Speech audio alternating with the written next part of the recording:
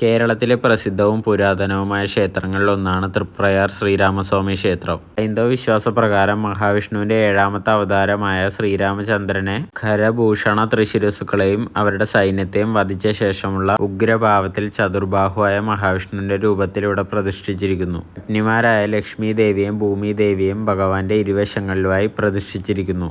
ഇവർ യഥാക്രമം ഊരകത്തമ്മയും ചേർപ്പിലമ്മയുമാണെന്ന് വിശ്വസിച്ചു വരുന്നു. ചാവക്കാട് താലൂക്കിൽ നാട്ടിക ഗ്രാമപഞ്ചായത്തിലാണ് തൃപ്രയാർ ക്ഷേത്രം നിലകൊള്ളുന്നത്. കരുവന്നൂർ പുഴയുടെ കൈവഴിയായ ത്രീവാ നദിയുടെ കരയിലാണ് ഈ ക്ഷേത്രം. തൃശൂർ, എറണാകുളം ജില്ലയിലെ പ്രസിദ്ധമായ 4 അമ്പലങ്ങളിൽ ആദ്യ ക്ഷേത്രമാണിത്. ഇവിടുത്തെ ഒരു പ്രധാനപ്പെട്ട ഒരു വഴിപാടാണ് ഈ മീനുകൾക്ക് ഭക്ഷണം കൊടുക്കുന്ന മീനൂട്ട്. കേരളത്തിലെ ഏറ്റവും പ്രധാനപ്പെട്ട ശ്രീരാമ ക്ഷേത്രങ്ങളിൽ ഒന്നുകൂടിയാണിത്. ഇവിടുത്തെ വിഗ്രഹം ശ്രീകൃഷ്ണ ഭഗവാൻ ദ്വാരകയിൽ പൂജിച്ചാണെന്ന് വിശ്വസിക്കുന്നു. കൊച്ചിൻ ദേവസ്വം ബോർഡിന്റെ കീഴിലാണ് ഈ മഹാക്ഷേത്രം. തൃപ്രയാർ പാലത്തിൽ നിന്നുകൊണ്ടുള്ള ഈ ക്ഷേത്രത്തിന്റെ കാഴ്ച അതിമനോഹരമാണ്.